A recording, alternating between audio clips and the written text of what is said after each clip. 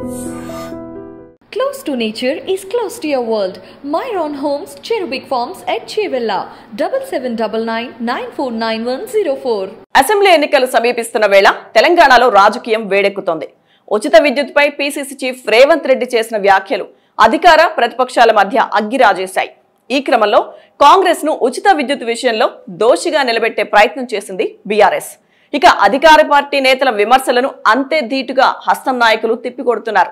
ఆ మాటకొస్తే అసలు రైతు రుణమాఫీ దేశవ్యాప్తంగా అమలు చేసిన చరిత్ర కాంగ్రెస్ సొంతమని, ఉచిత విద్యుత్ మొదటిసారిగా అమల్లోకి తెచ్చిన ఘనత కాంగ్రెస్ పార్టీదేనని గుర్తు చేస్తున్నారు.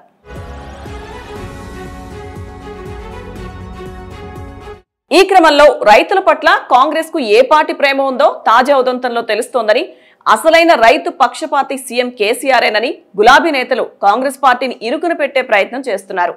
హస్తం నేతలు సైతం ఘాటుగానే బదులిస్తున్నారు. అసలు దేశంలో రైతులకు మేలు చేసిన పార్టీ ఏదైనా ఉంది అంటే అది కాంగ్రెసేనని చెబుతున్నారు. ఇక రాష్ట్రంలో రైతులకు అన్ని విధాలా మద్దతుగా నిలుస్తామని కాంగ్రెస్ నేతలు స్పష్టం చేస్తున్నారు. తమ పార్టీ ఫిలాసఫీలోనే రైతు సంక్షేమం ఉందని గుర్తు చేస్తున్నారు. ఉచిత విద్యుత్ పైన వివాదం వేళ కాంగ్రెస్ నేతలు తమ పార్టీ రైతుల కోసం తీసుకున్న నిర్ణయాలను గుర్తు చేస్తున్నారు. పంట పండించడానికి ఉచిత విద్యుత్ మాత్రమే కాదు, దుక్కి దున్నడానికి భూమి ఇచ్చింది కూడా తమ పార్టీనే అని కాంగ్రెస్ నాయకులు నొక్కి చెబుతున్నారు. ఇక రైతులతో పాటు సమాజంలో మిగిలిన వర్గాలు, మహిళలు, దళితులు, బీసీలు ఇలా అందరి సంక్షేమం మొదలైంది కాంగ్రెస్ హయాంలోనే అని, వాటిని మళ్లీ ముందుకు తీసుకువెళ్లేది కూడా తమ సర్కారే అని చెబుతున్నారు.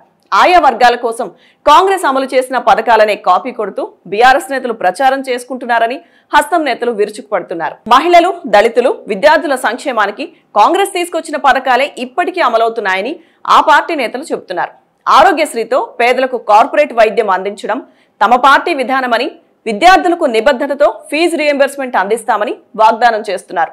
కాంగ్రెస్ ఘనతలను, బీఆర్ఎస్ ఆగడాలను ప్రజల్లోకి బలంగా తీసుకువెళ్లాలని టీపీసీసీ భావిస్తోంది. రాష్ట్రంలో రైతులకు రుణమాఫీ చేయకుండా ప్రచార ఆర్భాటంతో ప్రభుత్వం ప్రజలను మభ్యపెడుతోందని కాంగ్రెస్ పార్టీ ప్రధానంగా ఆరోపిస్తోంది.